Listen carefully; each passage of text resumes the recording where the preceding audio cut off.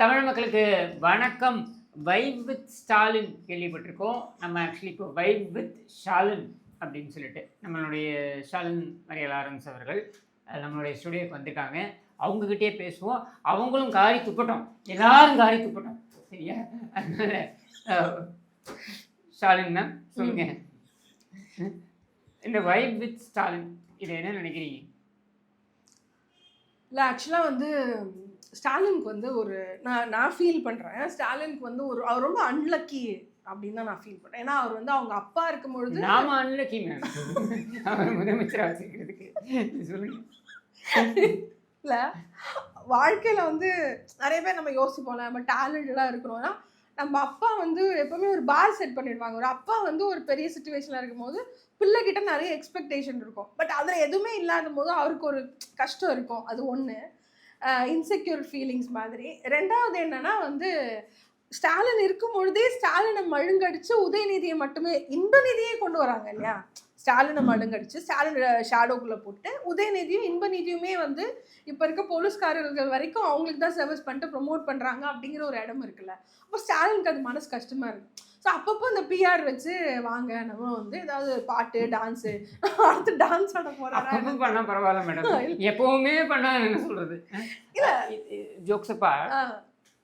அன்னைக்கு அந்த vibe with MKS அப்படின்னு அவங்க பண்ற அன்னைக்கு ஒரு ஆசிரியர் வந்து அன்னைக்கு வந்து அவர் இறந்து போற, அவர் தற்கொலை பண்ணிக்கிறார். அதுவும் எங்க அப்படின்னா டிபிஐ வாசல்லையே இவங்களுடைய அந்த காவல்துறையுடைய கட்டுப்பாட்டில் இருக்கும் பொழுதே தற்கொலை பண்ணிக்கிறாருன்றது எவ்வளோ ஒரு ஒரு மோசமான ஒரு இல்லை. அது பெரம்பலூரை சேர்ந்த ஆசிரியர் கண்ணன். அவர் வந்து ரொம்ப ஏழ்மை நிலையிலேருந்து வந்தார். நம்ம அவங்களுடைய அந்த குரூப் கிட்ட அந்த ஆசிரியர் பணிக்குழு அந்த யூனியன் கிட்டலாம் பேசணும். ரொம்ப ஏழ்மையிலேருந்து வந்தாங்க. அவங்க சொன்னாங்க பெரம்பலூர் அரியலூர் மாவட்டத்துலேருந்து நிறைய பேர் வந்து எப்படியோ வந்து படிச்சுட்டு ஆசிரியருக்கு அந்த செகண்டரி கிரேட் ஆசிரியர் வராங்க. பட் நிறைய பேர் இன்னும் வந்து பெர்மனெண்ட் ஆக்கப்படாமல் ரொம்ப குறைந்த சம்பளத்தில் இருக்காங்க ஆசிரியர்கள் அப்படின்னு சொல்லி சொல்லியிருக்காங்க. அது வந்து எனக்கே ரொம்ப அதிர்ச்சியாக இருக்குது. ஏன்னா தமிழகத்தை பொறுத்த வரைக்கும் என்ன சொல்லுவாங்க, தமிழகம் வந்து சோஷியல் வெல்ஃபேர் ஸ்டேட்டு அப்படி தான் நீ சொல்லிக்கிற, எல்லா ஊர்லேயும் போய் நாங்கள் அள்ளி அள்ளி கொடுக்குறோம் அப்படிங்கிற. ஆனால் ஒன்றும் இல்லை, ஒரு பத்திரிகையாளர் வீரமணி பத்திரிகை ஆசிரியரை போய் நீ ஆசிரியர் வீரமணின்னு சொல்கிற. ஆனால் உண்மையான ஆசிரியர்கள் அரசு பள்ளிகளை பற்றி நீ எவ்வளோ பெருமையாக போய் ஊர் ஊராக சொல்கிற. அரசு பள்ளிகளால் தான் மாணவர் படித்தாங்க, நம்ம இஸ்ரோவில் சிவன் படித்தார், இந்த மாதிரி மயில்சாமி, இந்த மாதிரி எவ்வளோ விஷயங்களும் இங்கே அரசு பள்ளியால் தான் தமிழ்நாட்டுக்கு பெருமைன்னு சொல்லும்போது அந்த அரசு பள்ளிகளை தக்க வைத்து அதற்காக உயிரை கொடுக்குற ஆசிரியர்களுக்கு நீ நிரந்தர பணி கொடுக்காம இருக்கிறது எவ்வளோ பெரிய தப்பு. நம்ம இன்னும் ஒரு டேட்டா சொல்லணும்னா, நிறைய எஸ்சி கோட்டாக்கள் தான் நிரப்பப்படாமல் இருக்கு, நிறைய தலித் ஆசிரியர்கள் தான் பணி நிரந்தரம் இல்லாமல் இருக்காங்கன்னு வட மாவட்டத்தை சேர்ந்த ஆசிரியர் யூனியன்கள் நம்ம கிட்ட தெரிவிக்கிறாங்க. அப்போ இது தெரியுது அவங்களுக்கு எந்த மாதிரியான ஒரு கிறிஸ்தவர்களும் அதில் அடக்கமாக இருக்காங்கன்னு சொல்கிறாங்க. இப்போ எந்த மாதிரியான ஒரு சிஸ்டமேட்டிக் அப்ரேஷன் தானே. ஏன்னா உங்களுக்கு பட்ஜெட் இருக்குது, தமிழ்நாட்டு பட்ஜெட்டில் பள்ளிக்கூடங்களுக்கு பட்ஜெட் பெருசு. அந்த பட்ஜெட்டை நீ ஏன் யூஸ் பண்ண மாட்டேங்கிற அப்படின்ற ஒரு கேள்வி நம்ம வந்து கேட்குறோம். அப்போது ஆசிரியர்கள் ரோட்டில் புரள்றாங்க. ஒரு குழந்தைய கூட அரெஸ்ட் பண்ணாங்க, ஒரு 10 வயசு பையனை அரெஸ்ட் பண்ணாங்க, போட்டு அடிச்சாங்க. அன்னைக்கு நான் யோசிச்சேன், அந்த குழந்தைக்கு வந்து ஷாக்ல வந்து பேச்சு வரல. அப்படியே கஷ்டமா இருக்கு அதை பார்க்கும்போது. அந்த ஆசிரியர்கள் வந்து இதே இன்பநிதி ஒரு ஏர்போர்ட்ல ஒரு கஸ்டம்ஸ்ல ஒரு பிரச்சனையில மாட்டிக்கிறாரோ சம்திங் டிலே ஆயிடுது. சிஎமோட கான்வாய் கிளம்பி செக்ரட்டரியேட்டுக்கு போகுது. இந்த நியூஸ் வந்த உடனே அந்த கான்வாய் அப்படியே திரும்பி ஏர்போர்ட்டுக்கு வருது. ஓடி வராரு, இவர் ஓடி வராரு, வந்து இவரே வந்து கூட்டு வராரு. இவருடைய பேரன் நான் மட்டும் நீ அதை செய்யல. அப்போ 10 வயசு குழந்தைய இதே பாஜக ஆளுநர் மாநிலங்களில் இது மாதிரி ஒரு விஷயம் நடந்தா இங்க இருந்து 100 கண்டனம் நீங்க தெரிவிச்சிருப்பீங்களே. ஆனா அதே விஷயத்த ஃபேசிசம் நீங்க செய்யறீங்கல்ல, ஆனா ஏன் அமைதியா இருக்கீங்கன்னு நான் கேட்கிறேன்.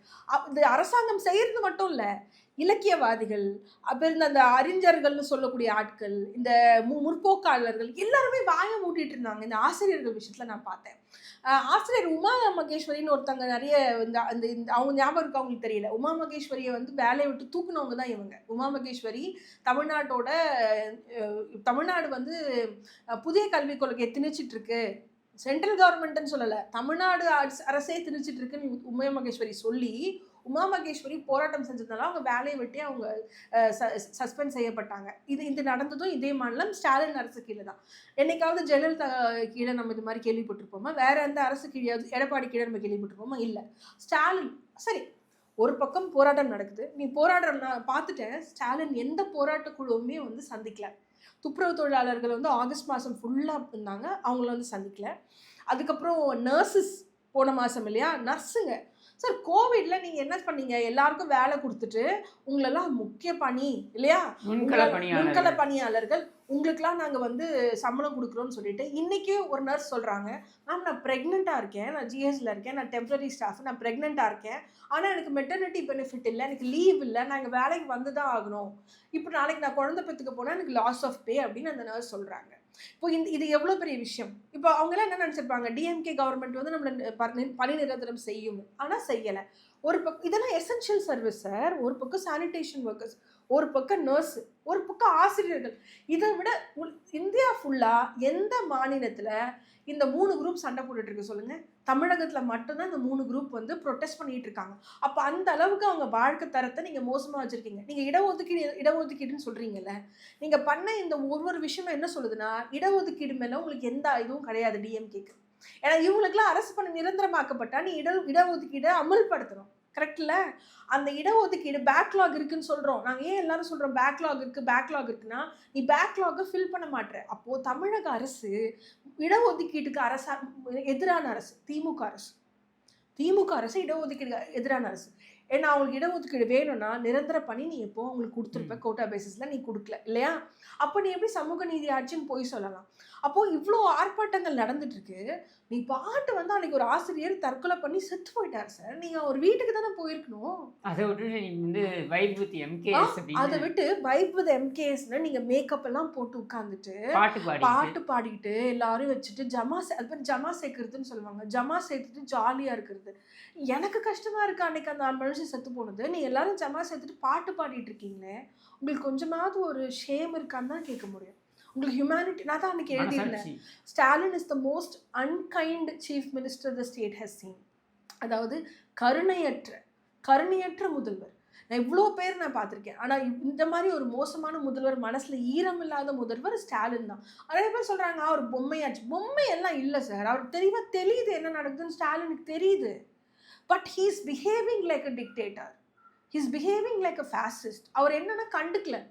இந்த நீரோ மன்னன் மாதிரி தான், ரோம் எரிஞ்சிட்டு இருந்தப்போ ஃபிடில் வாசிச்ச மாதிரி தான். He is behaving like that. அதுக்கு ஒரு எக்ஸாம்பிள். இப்போ நாளைக்கு ஒரு குழந்தைக்கு வந்து உங்களுக்கு எக்ஸாம்பிள்ப்பா, ரோம் நகரம் இருந்தபோது நீரோ மன்னன் என்ன பண்ணிட்டு இருந்தான்னு ஒன்று இருக்கேன். அந்த கதை என்ன பண்ணா, பார்ப்பா இங்கே ஆசிரியர் ஒருத்தர் இப்போ விஷம் குடிச்சு செத்து போயிட்டார போராட்டம் பண்ணும்போது அன்னைக்கு நம்ம முக ஸ்டாலின் உட்காந்து பாட்டு பாடிட்டு இருந்தார்லப்பா, அதுதான்ப்பா நீரோ மன்னன் பண்ணதுன்னு சொல்லி நம்ம எக்ஸாம்பிள் கொடுக்கலாம். அந்த அளவுக்கு நீங்கள் பண்ணியிருக்கீங்க. அதுவும் அந்த பாட்டு நல்லா பாடினா கூட பரவாயில்ல கிஷோர், மனசு ஆறி இருக்கோம். சுத்தமாக ஒரு திறமையற்ற ஒரு ஃபேமிலி தான் அது. அது என்ன ஒரு பாட்டு, இல்லாத உலகத்தில் நிம்மதி இல்லை, யாரும் இல்லை அப்படின்னு புரியல. பக்கத்துல இருந்துதான் இருக்காங்களே, அதுக்குள்ள போக்கல கிஷோர். பட் ஆனா நான் என்ன சொல்றேன்னா, இவர்களால தான் நாங்கள் நிம்மதி இல்லாமல் இருக்கோம்.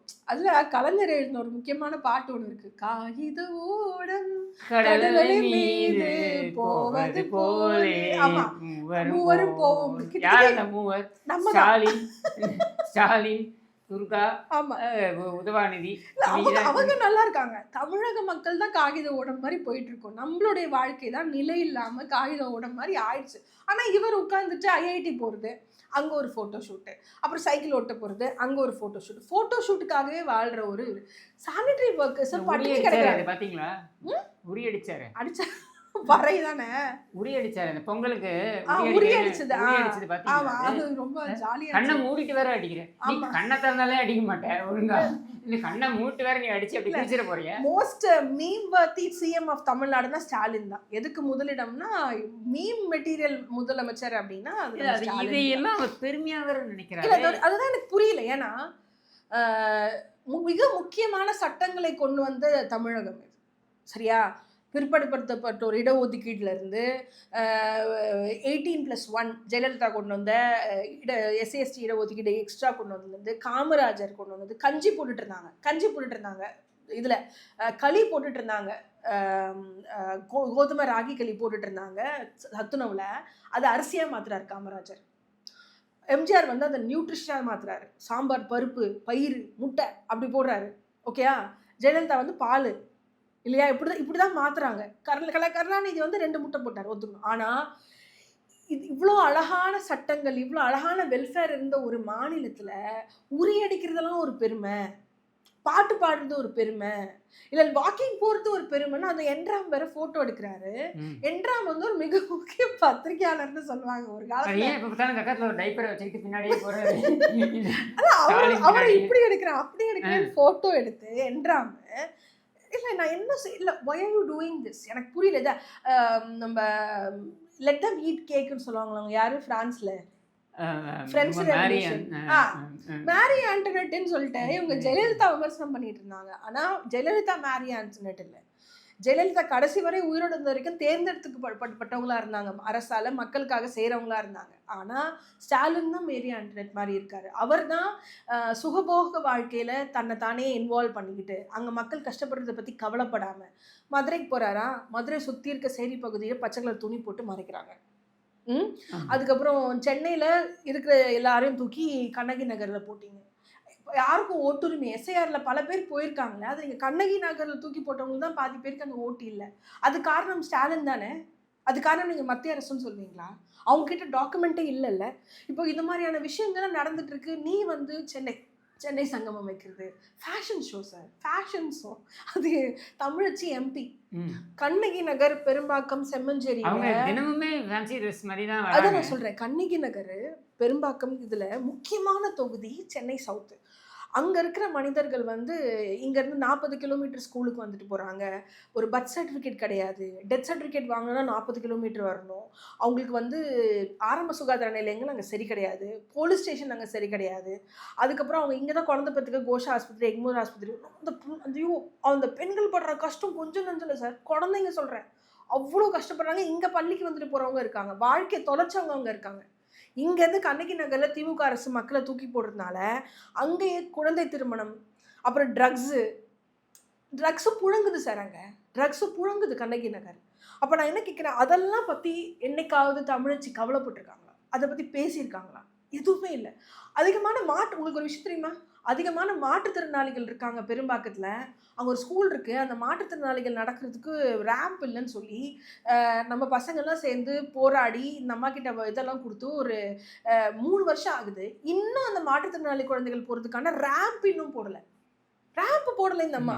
ஆனால் இந்த அம்மா வந்து விதவிதமாக புடவை கட்டிக்கிட்டு, நான் என்ன சொல்கிறேன், ட்ரெஸ் எல்லாம் பண்ணுறது தப்பு இல்லை, ஆனால் வாழ்க்கையில் வந்து ஒரு ஜாலியாக இருக்கிறது, டெய்லி விளம்பரம், டெய்லி பாட்டு, கச்சேரி, குதூகலம். ஆனால் மக்கள் வந்து உங்களுக்கு ஓட்டு போட்ட மக்கள் வந்து கஷ்டப்படுறாங்க. பெரும்பாக்கத்தில் டெய்லி அதிகமாக பாம்பு கடிக்குதுன்னு சொல்கிறாங்க சார். பெரும்பாக்கத்தில் பாம்பு கடிக்குதுங்கிறாங்க. ஏன்னா அங்கே ரொம்ப சூழல் சரியில்லை, இருட்டாக இருக்குது, நீங்கள் அங்கே லைட்ஸ் கிடையாதுன்னு டெய்லி சொல்கிறாங்க. இருளர் குடியிருப்பு இருக்குது ஸ்ரீபெரும்புத்தூரில், அங்கே வந்து லைட்ஸ் இல்லை, அங்கே இருளர்கள் தான் அதிகமாக பாம்பு கொத்தி செத்து போகிறாங்கன்னு டேட்டா இருக்குது. ஒரு ஹியூமன் ரைட்ஸ் ஆக்டிவிஸ்ட்டாக நானும் 5 வருஷமாக இது சொல்லிட்டு இருக்கேன். ஆனால் ஸ்டாலின் எதுவுமே பண்ண மாட்டுறாங்க அங்கே. ஆனால் இவங்க பார்த்தா இவங்க வந்து செல்ல பிறந்தகே டிஎம்கேக்கு பேசுகிற அந்த டைமில் கூட அந்த மக்களை அவர் பார்த்துக்கல. ஸ்ரீபெரும்புத்தூரில் தான் அதிகமான மேனுவல் ஸ்கேவெஞ்சிங் டெத்து நடந்திருக்கு. நிறைய பேர் அங்கே மேனுவல் ஸ்கேவெஞ்சஸாக இருக்காங்க. ஆனால் செல்வ பிறந்தகே ஒன்றுமே பண்ணலை, யாருமே தண்டிக்கவும் படலை. அந்த மாதிரி குற்றச்செயல்கள் நடக்கும்பொழுது மேல் இடத்துல இருக்கக்கூடியவர்கள் காசு வாங்கிட்டு அந்த கேஸையும் மூடுறாங்க. நான் தான் கேட்குறேன், புழல், ஸ்ரீபெரும்புத்தூர் போன்ற இடங்கள்ல அதிகமான மேனுவல் ஸ்கேவெஞ்சிங் மனித கழிவு அகற்றும் போது செத்து போயிருக்காங்கன்னா அது சம்மந்தப்பட்ட எந்த கான்ட்ராக்டரும் தண்டிக்கப்படலைன்னா அதோட எம்எல்ஏவான செல்வ பெருந்தகை என்ன பண்ணிட்டு இருக்காருன்ற கேள்வி நமக்கு இருக்குல்ல. ஏன் அவர் எதுவுமே பண்ண மாட்டாரு? காங்கிரஸ் தானே அந்த மேனுவல் ஸ்கேவெஞ்சிங் ப்ரிவென்ஷன் ஆக்டை கொண்டு வந்தாங்க. ஏன் அவங்க செல்வ பிறந்தை கேட்கலாம்ல? அவங்களுக்காவது கொஞ்சம் ஒரு முதுகு இருக்கான்னு பார்த்தா ஒரு ஸ்பைன் இல்லாத ஒரு காங்கிரஸ் பார்ட்டியாக தானே இருக்குது. அந்த மாதிரி ஒரு சுச்சுவேஷனில் இருந்துட்டு நான் சொல்கிறேன், டெய்லி இந்த மாதிரி ஆட்களோடு நான் பழகிட்டு இருக்கேன், என்ன நடக்குதுன்னு எனக்கு தெரியும். ஆனால் சிஎம் பழகலை. சிஎம் யார் கூட பழகுறாரு? சிங்கர்ஸு, டான்சர்ஸு, ஆக்டர்ஸு, சத்யராஜ் பொண்ணு, அப்புறம் சேகர் பாபு, என்ராம், அவரோட குரூப்பே இந்த ஒரு க்ளோஸ்ட் குரூப்புக்குள்ளே அவர் லைஃப் ஓடுது. அதான் I just want to ask Stalin sir, உங்களை சுற்றி என்ன நடக்குதுன்னா தெரியுமா தமிழ்நாட்டில்? எவ்வளோ பேர் கஷ்டப்படுறாங்க. இன்னும் சாலை வசதி இல்லாத கிராமங்கள் தமிழ்நாட்டில் இருக்கு. ஆராசா எவ்வளோ சொன்னாரு, நான் நீலகிரிக்கு போனேன், எங்க தாத்தா சொன்னாரு நீலகிரிக்கு போனேன். அது எப்படி கரெக்டா பொது தொகுதியா பெரம்பலூரை பிரிச்சு பொது தொகுதியா மாத்தும் போது ஞாபகம் வருதா? சரி, நீலகிரிக்கு போனீங்க, அங்க டான்டி ஒர்க்கர்ஸ் எவ்வளோ வருஷமா போராடிட்டு இருக்காங்க. சில கிராமங்கள்ல எலக்ட்ரிசிட்டி இல்லை பல வருஷமா, 30-40 வருஷம் ஆச்சு அவங்க வந்து செட்டில் ஆகி. அவங்களுக்கு கிராமத்துல எலக்ட்ரிசிட்டி இல்லை, இருட்டில் இருக்கணும். நீலகிரியில் இருட்டில் இருக்கக்கூடிய கிராமங்கள் 10க்கும் மேற்பட்ட கிராமங்கள் நீலகிரியில் இருக்கு. என்னால நியூஸ் ஆதாரங்கள் கொடுக்க முடியும், டாக்குமெண்ட்ரி ஆதாரம் கொடுக்க முடியும். எச் ராஜா என்ன பண்ணாரு? என்ன பண்ணாரு எச் ராஜா? நீலகிரியில பஸ் போகாத மாதிரி பேசிக்கிட்டு இருக்காரு. ஆமா, wait wait wait wait wait அப்படின்றாரு. ஒரு ஆரகன்ஸ் இருக்குல்ல, தனக்கு மட்டும் தான் எல்லாம் தெரியும்.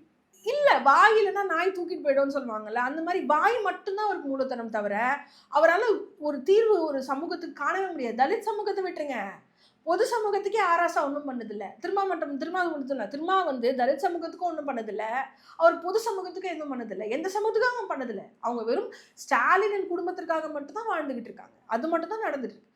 அப்போ இங்க கரண்ட் இல்லாம இருக்கானே நீலகிரிஸ்ல 2026ல, நீ அதை பார்த்து சொல்லாம நான் அங்க போய் நின்று எங்க தாத்தா சொன்னாரு. உங்க தாத்தா இன்னும் அவங்க வந்து பெண்கள் வந்து குறைந்த ஊழியம், வேலை இல்லாம இருக்காங்க, அவ்வளவு கஷ்டத்துல இருக்காங்க, பட்டினியா இருக்காங்க நீலகிரிஸ்ல. நீங்க என்ன பண்ணீங்க? டெய்லி ஒரு நியூஸ் வருது, அந்த நியூஸாவது படிச்சிங்களா? ஆனா நீங்க வந்து எங்க உட்காந்துருக்கீங்க? பெரம்பலூர் அரியலூர்ல தான் உட்காந்துருக்கீங்க. நீங்க நீலகிரிஸ்ல நீங்க எத்தனை நாள் இருந்திருப்பீங்க? எத்தனை பேர் உங்களை நீலகிரிஸ் வந்து வந்தவங்க உங்களை பார்த்துருப்பாங்கன்னு ஆராசா கிட்ட கேட்குறேன். அதுக்கு அவர் பதில் சொல்ல முடியுமா? கத்துனா அது உண்மையாடுமா? கத்துனா உண்மையாடுமா? இல்லை வெயிட் வெயிட் வெயிட்னு கத்துனா உண்மையாடுமா? அந்த பையன் கேட்டால, அவன் சின்ன பையன் தானே.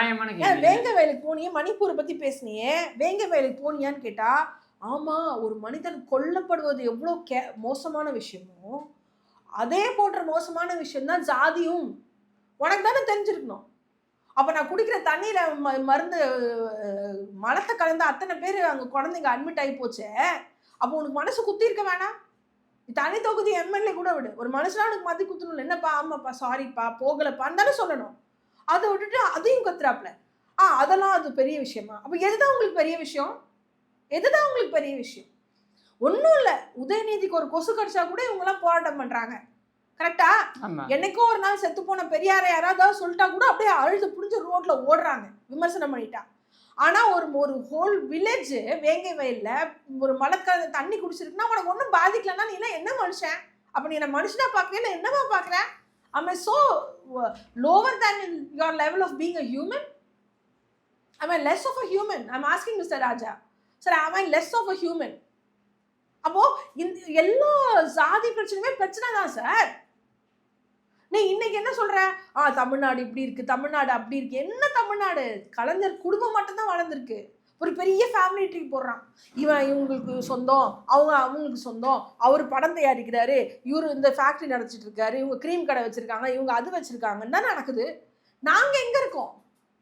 நீ ஷிப்பிங் வச்சிருக்க, நீ ப்ரூவரி வச்சிருக்க, நீ சாராயம் காசுற, நீ கப்பல் கான்ட்ராக்ட் வச்சிருக்க. அந்த கப்பல் வியாபாரின்னு கவுண்ட் பண்ணி சொல்ற மாதிரி கப்பல் வியாபாரிங்க இருக்காங்க திமுக.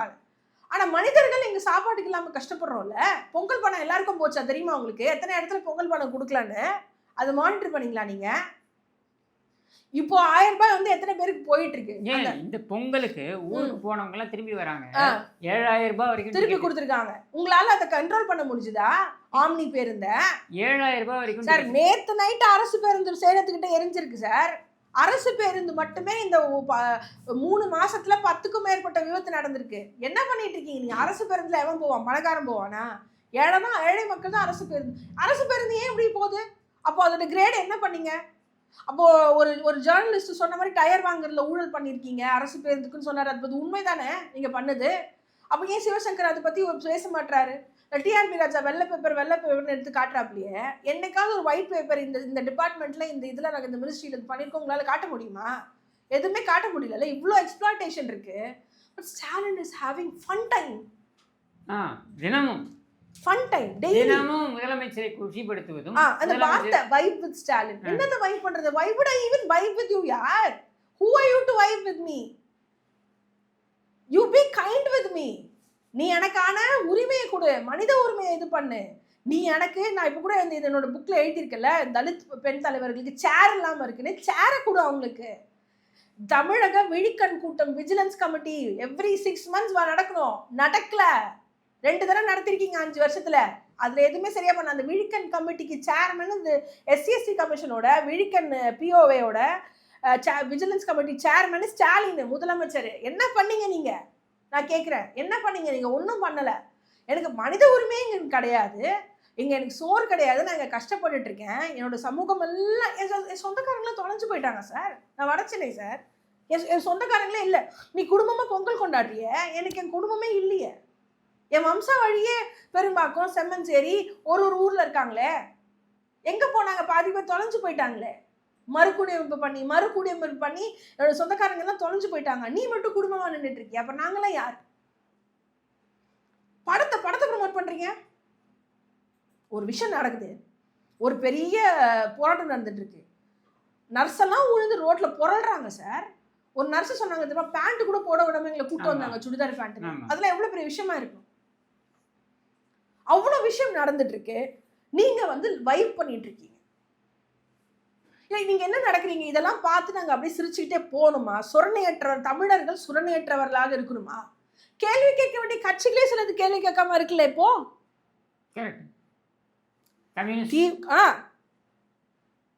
திமுகவை விமர்சனம் செய்து கொண்டிருந்த சில கட்சிகளே திமுகவை இப்ப கேள்வி கேட்காம அமைதியா ஊத்து பார்த்துட்டு இருக்கீங்கன்னா நீங்க எத்தனை பேரை தான் விலைக்கு வாங்குவீங்க?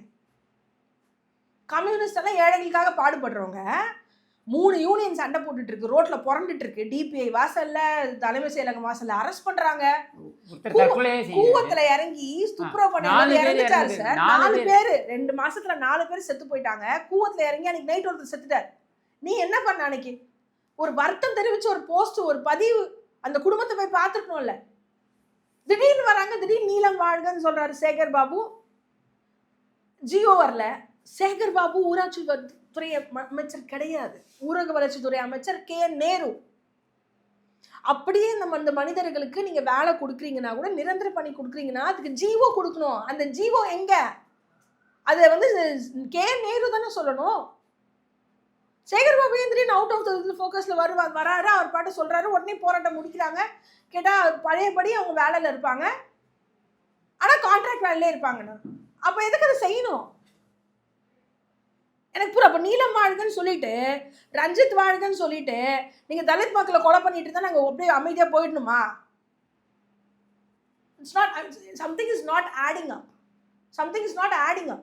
நீங்க நீலம் வாழ்க, ரஞ்சித் வாழ்க, மாரி செல்வராஜ் வாழ்கன்னு சொல்லிட்டீங்கன்னா அதுக்கப்புறம் தலித் மக்கள் எதுவும் கேள்வி கேட்காம போயிடணுமா? Is that what I trying to tell this community? நான் கேட்குறேன், எனக்கு அது புரியல. அது ஏன் எனக்கு புரியல? எவ்வளோ பேர் கமெண்ட் பண்ணாங்களே, எவ்வளோ பேர் அந்த இஷ்யூவை கவர் பண்ணாங்க. நான் கூட போய் போராட்டம் பண்ணேன், எல்லாரும் பண்ணோமே. I was told not to come to the protest site. அது தெரியுமா உங்களுக்கு? ஆகஸ்ட்ல கடைசி நாள் எல்லாரும் அதுமோ நான் இல்லை, என்ன அங்கே வரக்கூடாதுன்னு சொல்லப்பட்டேன் நான். நீங்கள் இருந்தீங்கன்னா சேகர் பாபு சொல்லப்பட்ட செய்தி நான் சொல்கிறேன், என்கிட்ட சொல்லப்பட்டதை நீங்கள் இங்கே வரக்கூடாதுன்னு சொல்லிட்டாங்க, நீங்கள் வந்தீங்கன்னா உங்களுக்கு ஏதாவது ஆகிடும் இந்த மக்களுக்கு. அதனால நம்ம லாஸ்ட் நாள் நான் போனேன். இன்னைக்கு தான் அந்த உண்மையை நான் சொல்கிறேன். ஏன்னா நாங்கள் என்ன கேட்குறோம், நிரந்தர பணி கொடுங்கன்னு நாங்கள் கேட்குறோம். அம்பேத்கர் யூனியனே எல்லாம் சேர்ந்துட்டு இவங்க என்ன சொல்கிறாங்க, எங்களுக்கு நிரந்தர பணி இல்லை, வெறும் திருப்பியும் கார்பரேஷனோட சேர்த்துக்கிட்டாலே போதும், அதே மாதிரி கான்ட்ராக்டில் சேர்த்துக்கிறோன்னு சொல்கிறாங்க. நீ யாரை ஏமாத்துற? அப்போ இந்த மக்களை யாரோ, 2 சைடுமே சொல்கிறேன், இந்த மக்களை வச்சு பிழைக்கிறீங்களா? இந்த மக்களை வச்சு நீங்கள் ஏதோ உங்கள் பொலிட்டிக்கல் அஜெண்டாவை புஷ் பண்ணுறதுக்காக என்ன வேணால் பண்ணுவீங்களா? எல்லாமே ஜீவோ கொடு. அந்த துறை மினிஸ்டர் பேசிட்டோம். Why is Shekhar Babu coming and talking? Where is Nehru? அவர் கண்ணிலே வர மாட்டேங்கிறார், கண்ணு மேலே வர மாட்டேங்கிறார். அவருக்கு மேலே இருக்கக்கூடிய குற்றச்சாட்டுகள், ஊழல் குற்றச்சாட்டுகளில் பார்த்தீங்கன்னாக்கா பிரதான குற்றச்சாட்டு என்னன்னாக்க, அங்கே இதே வடசென்னையில் இருக்கக்கூடிய பொது கழிப்பிடங்கள், இந்த கழிப்பிடங்கள்லையும் ஊழல் பண்ணியிருக்காங்க.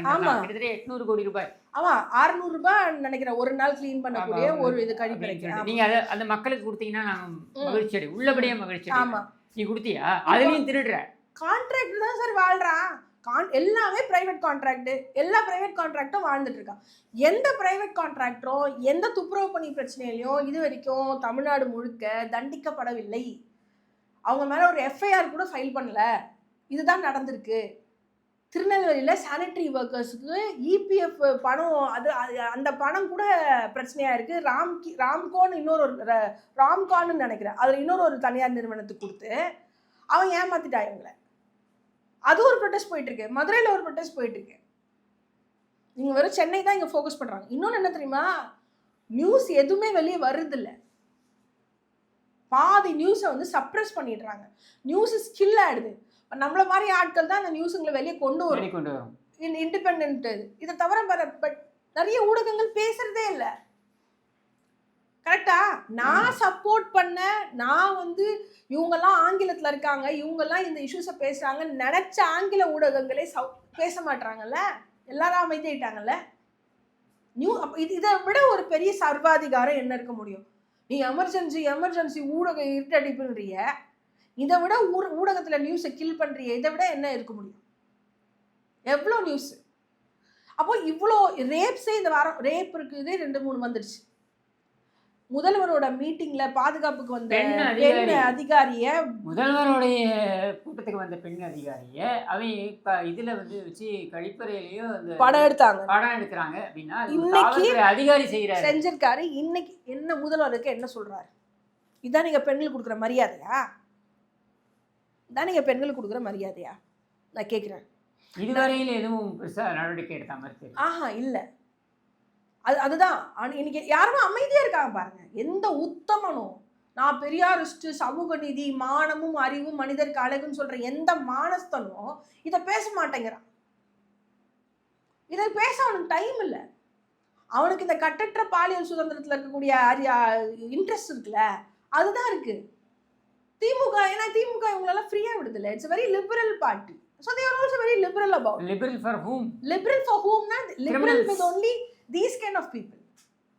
They are very conservative. They are very fast. இப்போ யாருக்கான ஆட்சி தான் இங்கே நடக்குது அப்படின்னு கேள்வி வருது இல்லை? அப்போ யாருக்கான ஆட்சி? அப்புறம் எல்லாரும் போய் சபரீசனை மீட் பண்ணுறாங்க. எம்பியிலேருந்து, எம்எல்ஏஸ்லேருந்து, மினிஸ்டர்ஸ்லேருந்து. நானும் பார்க்குறேன், இந்தியா ஃபுல்லாக குடும்ப ஆட்சி நடக்கிற மாநிலங்கள் கூட இருக்குது. மகாராஷ்டிரா இருக்குது, மற்ற ஊர்கள் இருக்குது எல்லாம். ஆனால் நான் பார்க்குறேன், தமிழ்நாட்டில் மட்டும்தான் ஒரு மாப்பிள்ளை சாருன்னு ஒருத்தர் இருக்காரு. அவர் எல்லாரும் போய் பார்க்குறது, ஒரு ஸ்ட்ரீம் லைன், ஒரு ப்ரோட்டோகால் இருக்குது. இந்த மாதிரி வேறு யாருமே வெளியில் உள்ளே இருக்கலாம், ஆனால் வெளியில் தைரியமாக காமிச்சிக்கலாம். மக்களுக்கு பயப்படுறாங்க. ஆனால் இவங்க அப்பட்டமாக அது செய்கிறாங்க. இவங்க ஒரு புது டிஸ்டோபியன் மாடலை உருவாக்குறாங்க தமிழ்நாட்டில். You get used to this dystopian world. இது Or you will not exist here. Or you will not exist. அவன் என்ன சொல்கிறான், இந்தியாவில் எவ்வளோ அரசியல் பிரச்சனைகள் நடந்திருக்கலாம், எவ்வளோ ஊழல் நடந்திருக்கலாம். இல்லை, நான் ஒரு புது அரசியலை இங்கே உருவாக்குறேன். அதில் மாப்பிள்ளை சார் இருப்பார், அதில் சேகர் பாபு சார் இருப்பார், அதில் மினிஸ்டர் இல்லாத இன்னொருத்தர் வந்து பேசுவார், அதில் பொன்முடி அசிங்கமாக பேசுவார், துரைமுருகன் அசிங்கமாக பேசுவார், இங்கே போலீஸ் இங்கே மோசமாக நடத்துவாங்க, எல்லாம் நடத்துவாங்க. நான் எலி ஓடுது ஆஸ்பத்திரியில், இதெல்லாம் நடக்கும். கஞ்சா வளர்த்துருக்காங்க ஸ்டான்லியில், 3 அடிக்கு கஞ்சா செடி, இதெல்லாம் நடக்கும். ஆனால் நாங்கள் ஜாலியாக பாட்டு பாடிட்டு குதூகலமாக இருப்போங்கிற ஒரு மோஸ்ட் டார்க்கெஸ்ட் பொலிட்டிக்கல் ஒரு இதை வந்து அவங்க கொண்டு வராங்க. டிஸ்டோபியன் வேர்ல்டு தமிழ்நாட்டுக்கு கொண்டு வந்திருக்காங்க. I think this is the most darkest period. நான் வந்து சும்மா சொல்லணும்னு சொல்லலை. This is the most darkest period Tamil Nadu ever been. ஏன்னா நான் எவ்வளோ முதல்வர்கள் நிறைய இஷ்யூ பண்ணியிருக்காங்க, யாரும் ஒன்றும் பண்ணாமல்லாம் கிடையாது. நோபடிஸ் வந்து செயின்ட் கிடையாது, யாரும் இம்யூனும் கிடையாது. ஆனால் யாருமே இந்த கொடுமைகள் நடக்கும்போது இப்படி குதுகலிச்சுதா சட்டமே கிடையாது. ஒரு சினிமாக்கார அரசு, சினிமா ஷோக்கு சினிமா எம்ஜிஆர் சினிமா பயன்படுத்தினாரு திமுக வர்றதுக்குன்னா அவர் சொல்ல வந்த விஷயங்கள் அப்படி இருக்கும். எம்ஜிஆர் சினிமாவில் சிகரெட் பிடிக்க மாட்டார், தண்ணி அடிக்க மாட்டார், தண்ணி அடிக்கிறவனுக்கு இது சொல்கிற மாதிரி பண்ணுவார், அட்வைஸ் கொடுக்குற மாதிரி இருக்கும். ஏதோ 2-3 பாட்டில் அந்த கருப்பு சிவப்பு வரும், சட்டையில் கருப்பு சிவப்பு வரும். அது ஒரு டிராவிடியன் சினிமா, அது வேற. அதுக்கான அது மக்கள்கிட்ட சொன்ன விஷயங்கள் வேறு. ஆனால் சினிமாவை சுற்றி அவங்க வாழலை. சினிமாக்காரர்களாக இருந்த எம்ஜிஆரே சினிமாவை கட்டிக்கிட்ட அரசியலில் அழுகலை. ஹி யூஸ்டு சினிமா, அவ்வளோதான். ஆனால் இவங்க சினிமாவை கட்டிகிட்டே வாழ்கிறாங்க. as if the whole government is run. அவங்களை பொறுத்தவரைக்கும் ஒரு சினிமா படம் மாதிரி தான். எந்த திட்டமாக இருந்தாலும் ஒரு 4 நடிகர்கள் வந்து 4 இயக்குநர்கள் பேசுவாங்க, 4 பேர் வந்து பேசிட்டு 4 பேர் மைக் பிடிச்சி விஜய் சேதுபதி சூப்பராக இருக்குன்னு நம்மளும் ஒத்துக்கணும். எந்த மாநிலத்திலாவது இந்தியாவில் இது மாதிரி நடிகர்களை யூஸ் பண்ணி பார்த்துருக்கீங்களா? பார்க்குறீங்களா எங்கேயாச்சும்? எம்பி சீட்டு கூட கொடுத்து வைப்பாங்களே தவிர இந்த அளவுக்கு ஒரு சினிமா டிபெண்ட் கவர்மெண்ட்டை, என்டர்டெயின்மெண்ட் டிபெண்ட் கவர்மெண்ட்டை இன்னைக்கு தான் நான் பார்க்குறேன். ஏன் ஏன்னா நீ அவர் வந்து மேல நம்பிக்கை இல்ல. தமிழ்ல பேர் வச்சா உனக்கு வரி விலக்குன்னு சொல்லக்கூடிய இதுவே நான் தப்புன்னு சொல்றேன். நீ அப்ப கொண்டு வந்தத அவன் கண்ட கண்ட படம் எடுத்து தமிழ்ல பேர் வச்சிருப்பான். ஆமா. கண்ட படம் எடுத்து ஐட்டம் டான்ஸ் ஆட விட்டு, உங்களுக்கு தெரியுமா ஒரு ஐட்டம் டான்ஸ் கலைஞரின் இளைஞன் படத்துல ஒரு ஐட்டம் டான்ஸ்லாம் இருக்கு தெரியும்ல, அந்த மாதிரி ஒரு படம் எடுத்து கலைஞரின் இளைஞன்னு பேர் வச்சுட்டானா நீ வரி விலக்கு கொடுத்துட்டு போயிடுவியா? Should I consume nonsense just because it's been named in Tamil and you will get tax for that? தப்பு இல்ல அது?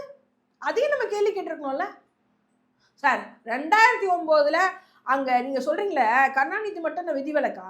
2009ல் முள்ளிவாய்க்காலில் அவ்வளோ பெரிய விஷயம் நடந்துட்டு இருக்கும்போது இங்கே மாநாட மயிலாட போட்டு சந்தோஷமா இருந்தவர் தானே சார் அவரு?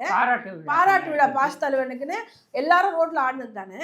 என்னைக்கு இது ஷோக்கு சார், சினிமா ஷோக்கு சார். இதெல்லாம் இந்த மாதிரியான ஒரு மனிதன் கொல்லப்பட்டிருக்கும் பொழுது, ஒரு இன படுகொலை நடந்துட்டு இருக்கும் போது யாருமே இந்த மாதிரி சிரிச்சு கை கொட்டி சந்தோஷமா இருந்தாங்க இந்த குடும்பம் மட்டும்தான். அதனால தான் இன்னைக்கு நடக்கிற பிரச்சனைகளை கூட அவங்க அந்த மாதிரி இருக்கிறாங்க. முழுக்க முழுக்க ஒரு சினிமாத்தனமான ஒரு அரசாட்சி. And that love for fame இருக்குல்ல, ஸ்டாலின் கூட சொல்றாரு, he loves fame, he loves to be photographed, he loves to be interviewed with singers and actors. நீ அதுக்கான வர்க் பண்ணிருக்கணும்ல. நீ அது நடிகர் பண்ணிட்டோம், கமல்ஹாசன் பண்ணிட்டோம், நான் சொல்றேன் விஜய் சேதுபதி பண்ணிட்டோம், சிவகார்த்திகேயன் கூட பண்ணிட்டோம். you're a chief minister, your work is to administer people. 24 மணி நேரம் சினிமா பராசக்தியை ப்ரொமோட் பண்றது தமிழ்நாடு அரசியல் எங்க கொண்டு வந்து நிறுத்திருக்காங்க பாருங்க. தமிழ்நாடு அரசியல் வள்ளுவர் கோட்டத்துல ப்ரமோஷன் ஆக்டிவிட்டி நடக்குது. வள்ளுவர் கோட்டத்துல ஒரு படத்துக்காக இது எங்கேயாவது நம்ம கேள்விப்பட்டிருக்கோமா?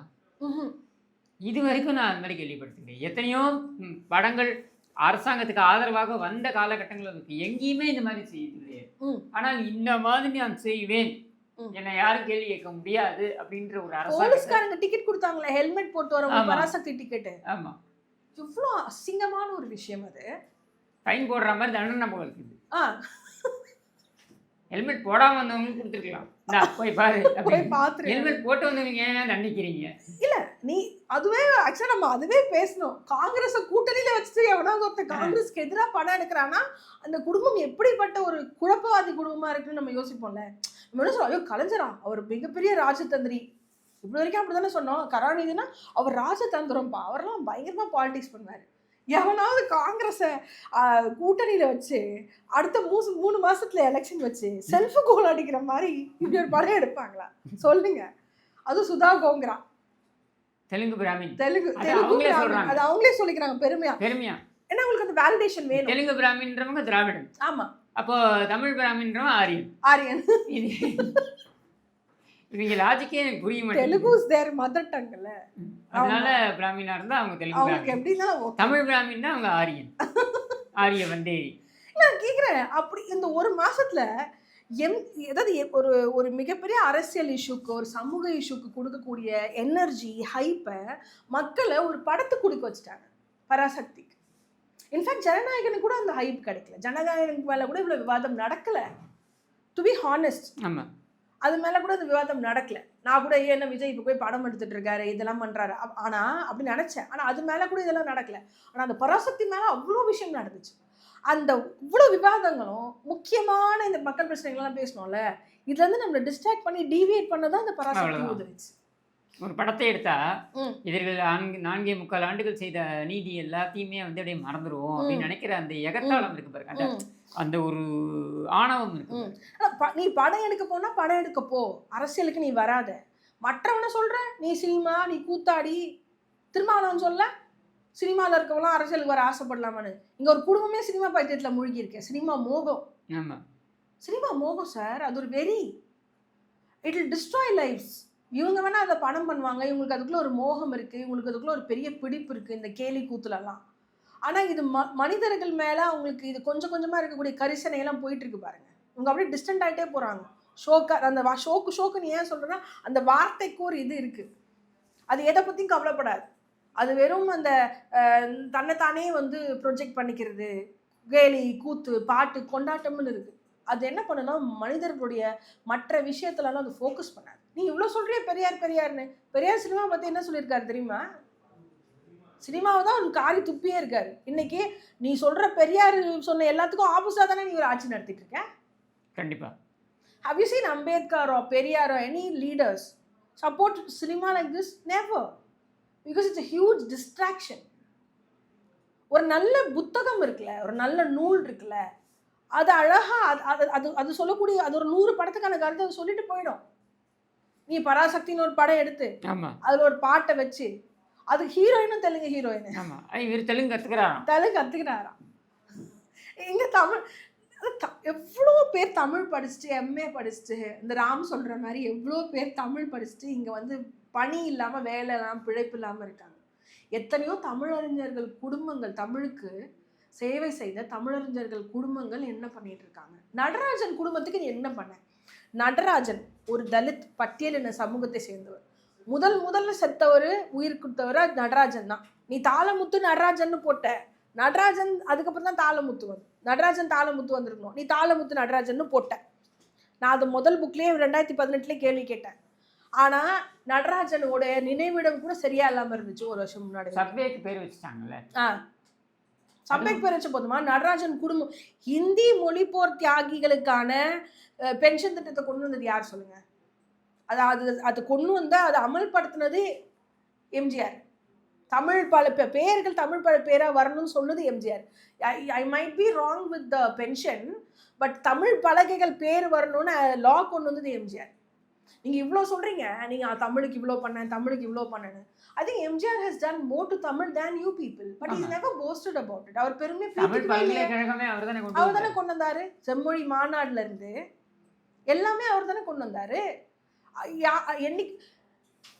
வலம்புரி ஜான் எவ்வளோ பெரிய தமிழறிஞர், வலம்புரி ஜான் எவ்வளோ பெரிய தமிழறிஞர். அவர் வலம்புரி ஜான் சொல்றாரு, மண்ணை வெட்டி வெட்டி தங்கத்தை எடுத்திருக்கோம், இதான் முதல் தடவையா மண்ணை வெட்டி வெட்டி தங்கத்தை புதைக்கிறோம் அப்படின்னு எம்ஜிஆர் இறக்கும்போது சொல்றாரு. ஒரு தமிழ் அறிஞர். அப்போ எம்ஜிஆர் தமிழுக்கு எவ்வளோ நல்லது செஞ்சிருப்பார். உங்களை மாதிரி காசு கொடுத்து, கனவு இல்லம் வீடு கொடுத்து, 5 லட்ச ரூபாய் கொடுக்குறேன்னு கொடுத்து எம்ஜிஆர் எதுவும் பண்ணலை. சுயமரியாதையோடு இவர்களை நடத்தி இருக்கிறார். கடைசி வரை அவர் நீங்க என்ன லாங்குவேஜ் நீங்க கேட்டீங்க, நீ என்ன மொழி நீ கேட்கும் போது, சீமான் கேட்கும் போது உங்களுக்கு கோவம் வருது இல்லை. ஆனால் நீங்கள் எம்ஜிஆர் என்னன்னு கேட்டீங்க.